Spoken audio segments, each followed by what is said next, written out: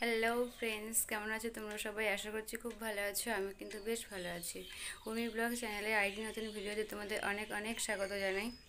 তো আজকে অনেক দিন পর তোমাদের একটা ভিডিও দেব। তো আজকে একটা রেসিপি তোমাদের সাথে শেয়ার করব, সেটা হচ্ছে সম্পূর্ণ মায়ের হাতের রান্না।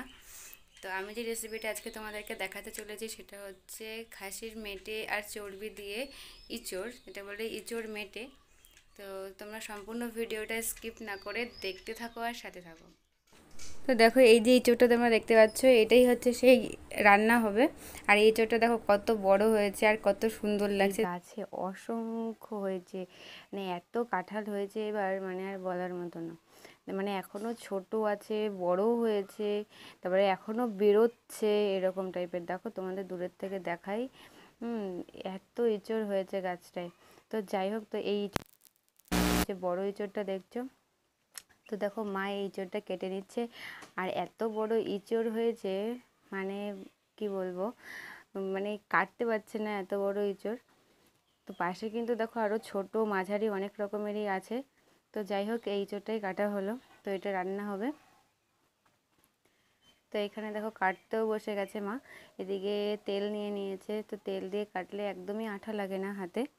তো ইঁচড় কাটতে গেলে হাতে তেল দিয়ে নিতে হয়। তো এই দেখো কেটে জলের মধ্যে রাখছি ইঁচড়গুলো। আর ইঁচড়টা কিন্তু বেশ কচিই ছিল, আর একদমই নোংরাটা কম ইঁচড়টায়। তো কাটতে খুবই সুবিধা হয়। আর ইঁচড় খেতে কিন্তু খুব ভালোই লাগে। আর খাসির মেটে দিয়ে যদি ইঁচড় হয় তাহলে তো কোনো কথাই না।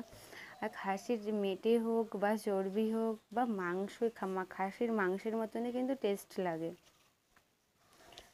খাসির মাংস থেকে কোনো অংশে কম না। যে খাসি মেটে দিয়ে বা চর্বি দিয়ে ইঁচড় তোমরা ট্রাই করে দেখো, অবশ্যই ভালো লাগবে। তো দেখো ইঁচড় কাটতে কাটতে তো হাতই ব্যথা হয়ে গেছে, যে এত মানে কাটাকাটি সব। তো যাই হোক, দেখো কাটাকাটি হয়ে গেছে। তো এবার এখানে আলুটাও ছাড়িয়ে নিয়েছে। আলু ইঁচড় কাটা হয়ে গেছে। আলুটা একটু বেশি বেশি লাগছে, যে একটু বেশি হয়ে গেছে মনে হচ্ছে। তো যাই হোক, আলুটা খেতে কিন্তু আমার খুব ভালোই লাগে। আর এদিকে দেখো কতটা মেটে আর চর্বি নিয়ে এসেছে। আর চর্বিটা কিন্তু অনেকটাই দিয়েছিল, এতটা চর্বি দিয়েছে, মানে এতটা চর্বি দিয়ে কেমন লাগবে তাহলে তোমরা বলো, যে কতটা ভালো লাগবে আর কতটা টেস্টি হবে। আর এইখানে দেখো চর্বিগুলোকে সুন্দর পিস পিস মতন করে নিচ্ছে। আর যেহেতু অনেকটা চর্বি, তাই জন্য একটু ভালো করেই কাটতে হবে, তাই না?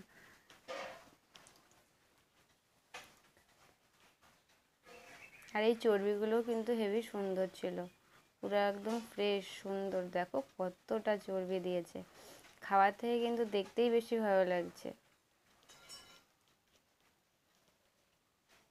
আর মেটেটা কিন্তু একটু কমই দিয়েছে চর্বির তুলনায়। চর্বিটা কিন্তু অনেক পরিমাণে অনেকটা দিয়েছে, আর মেটেটা একটু কমই দিয়েছে। কেন কে জানি, ওই লোকটাকে বলা হয়েছিল, কিন্তু ওই লোকটা মেটেটা কম দিয়েছে, চর্বিটাই বেশি দিয়েছে। তো দেখো এখানে কাটা হয়ে গেছে চর্বি আর মেটে। দেখতে তো ভালো লাগছে, কেমন হবে সেটাই হচ্ছে বড় কথা এখন।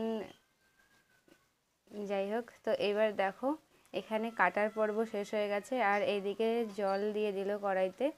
কড়াইতে জল দিয়ে একটু লবণ দিয়ে দেবে। লবণ দিয়ে এবার ইঁচড়টাকে আর কি সেদ্ধ করতে দেবে। আর ইঁচড়গুলো দিয়ে দিল জলের মধ্যে। জলটা একটু পরিমাণে বেশি হয়ে গেছে যদিও। তো যাই হোক, সিদ্ধ তো হবে, তাই না? তো যাই হোক, সিদ্ধটা করে নেবে পট। ইঁচড়টা সেদ্ধ করে নিলে খুব ভালো হয় খেতে, আর ভালো লাগে। দেখো ইঁচড়টা দেখো সেদ্ধ হয়ে গেছে। আর বেশি সেদ্ধ করলে একদমই গলে যায়, সেই জন্য বেশি সেদ্ধ করা যাবে না। মানে স্লাইট একটু সেদ্ধ করে নিলেই বেশ ভালো সুন্দর হয়। তো এদিকে এঁচোড় সেদ্ধ হতে হতে এদিকে দেখো টমেটো আর হচ্ছে পেঁয়াজ কেটে নিচ্ছে। তো টমেটো আর পেঁয়াজ লাগবে সেই কারণে। তো সেদ্ধ হতে হতে এদিকে এই কাটাটাও দেখো হয়ে গেল। কাটাকাটি করতে তো বেশি টাইম লাগে, তাই না? রান্না করার থেকেও কাটাকাটিটাতে বেশি টাইম লাগে। তো আলুটা দেখেছো অনেকটা পরিমাণে কিন্তু লাগছে যে আলুটা একটু বেশি হয়েছে।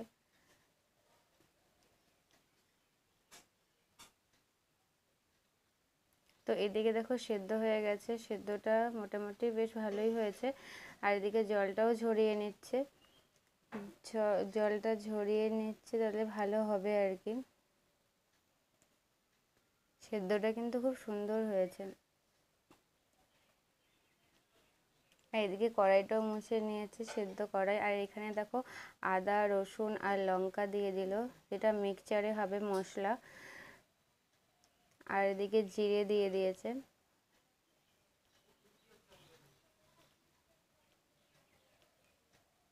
আর এইখানে দেখো প্রথমে শুকনো লঙ্কা বোটা সমেতই দিয়ে দিয়েছে, তারপরে বলার পরে বোটাটা ছাড়িয়ে দিল।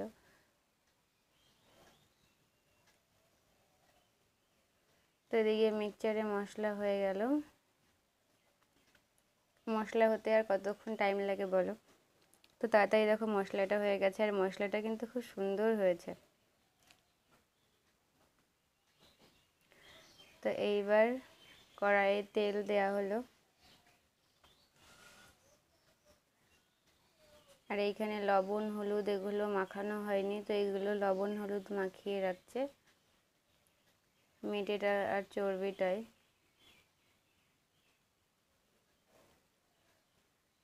লবণ হলুদ মেখে এবার হচ্ছে ভেজে নেবে।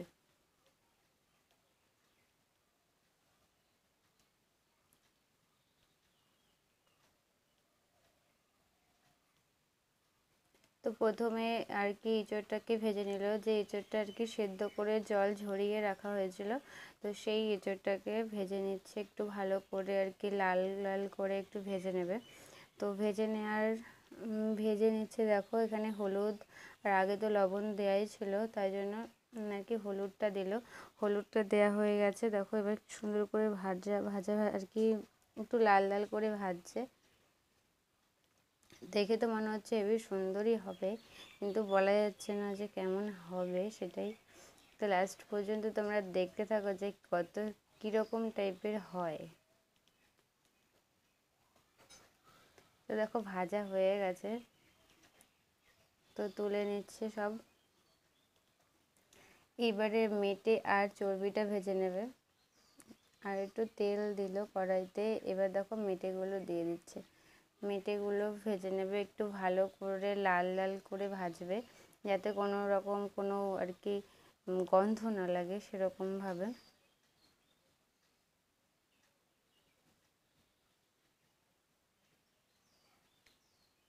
দেখো ভাজা হয়ে গেছে, খুব সুন্দর করে ভাজা হয়েছে, লাল লাল করেই ভাজা হয়েছে। তো সেই কারণে এবার দেখো ভাজা হয়ে যাওয়ার জন্য আর কি নামিয়ে নিচ্ছে, যে ভাজা হয়ে গেছে। এবার চর্বিটা ভেজে নেবে, চর্বিটাও দিয়ে দিয়েছে। তো প্রথমে এগুলো ভেজে নিলে রান্না করতে আর কি সুবিধা হয়, আর ভালোও হয়। চর্বিটাও সেরকমই, চর্বিটা একটু হালকা করে ভেজে নিচ্ছে।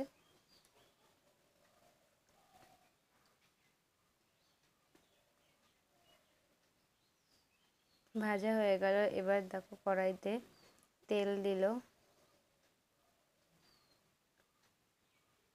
শুকনো লঙ্কা তেজপাতা এগুলো দেবে, আর কালো জিরে দেয়, অল্প করে কালো জিরে দিল। তো এবার আলুগুলো দেখো দিয়ে দিচ্ছে। আলুগুলো একটু ভাজা হবে।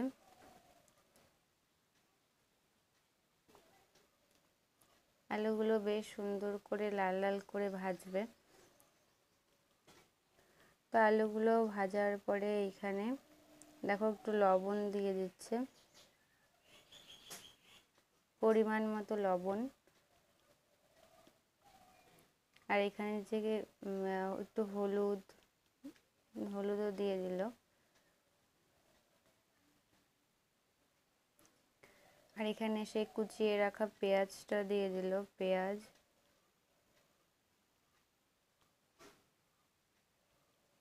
ভালো করে কষিয়ে নেবে।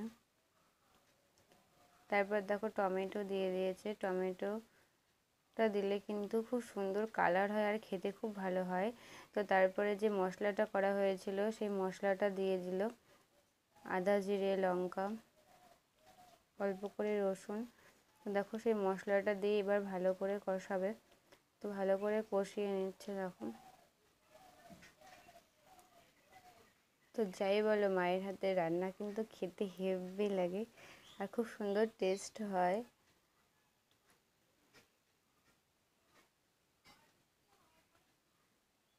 তো স্লাইট একটু চিনি অ্যাড করেছে, একদমই অল্প। আর এইখানে দেখো খুব সুন্দর করে কষিয়ে নিয়েছে। আর এখানে একটু গরম জল বসিয়ে দিল, এই জলটাই পরে দেয়া মানে আর কি তরকারিতে দেবে। তো ঠিক একদম ভালো মতন করে কষিয়ে এখানে দেখো কাশ্মীরি লঙ্কার গুঁড়ো দিয়ে দিল। কাশ্মীরি লঙ্কার গুঁড়ো এতটা পরিমাণে দিয়েছে। তো যাই হোক, দেখো এখানে ভালো করে কষিয়ে নিচ্ছে। কষিয়ে নেওয়ার পরে স্লাইট একটু জল দেবে এই গরম জলটার থেকে, না হলে নিচে ধরে লাগছে। তো অল্প একটুখানি জল দিয়ে একটু ভালো করে কষিয়ে নিচ্ছে।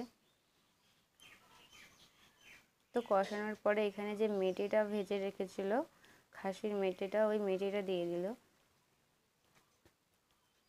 তারপর দেখো এঁচোড়টাও দিয়ে দিল, আর কি যে এঁচোড়টা সেদ্ধ করে ভেজে রাখা হয়েছিল সেই এঁচোড়টাকেও দিয়ে দিল।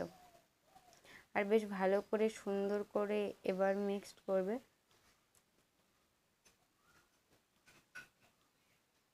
তো দেখো কালারটা কিন্তু খুব সুন্দর হয়েছে। তো তোমরা কিন্তু অবশ্যই বাড়িতে এটা ট্রাই করো। তো দেখো তোমাদের কেমন লাগে।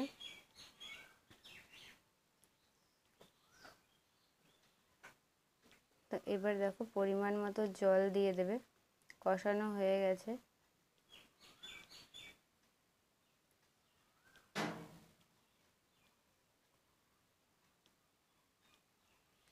খুব সুন্দর কিন্তু একটা মানে কি বলবো গন্ধ বেরিয়েছে। তো মনে তো হচ্ছে খেতে হেভি টেস্টি হবে। তো দেখো কালারটা কি দারুণ হয়েছে। আর কিন্তু একদমই ঝোল করেনি, একদমই মানে সেই মাখা মাখা হবে। এদিকে তরকারিটা ফুটতে ফুটতে দেখো এখানে দারচিনি এলাচ লবঙ্গ দিয়ে দিল। তো মশলা যতই তুমি প্যাকেটে আর কি গুঁড়ো মশলা দাও না কেন, বাটলে কিন্তু আলাদা রকম একরকম টেস্টই হয়। আর সেন্টটাও কিন্তু খুব সুন্দর হয়। তো দেখো এবার গরম মশলাটা দিয়ে দিল। দেখো তরকারিটা কি সুন্দর ফুটেছে। তরকারিটা কিন্তু বেশ মাখা মাখা সুন্দর হচ্ছে। খেতে তো ভালো হবে জানা কথা। দেখো এবার চর্বিটা দিয়ে দিল। চর্বিটা কিন্তু পরে দিল, সবার লাস্ট।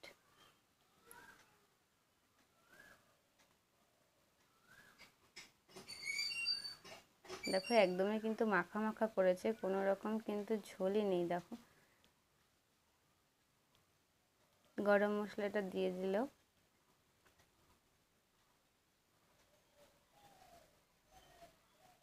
আজকে কিন্তু বেশ ঠান্ডা ঠান্ডা একটু ওয়েদার আছে, একদম এঁচোড়টা পুরো জমে যাবে।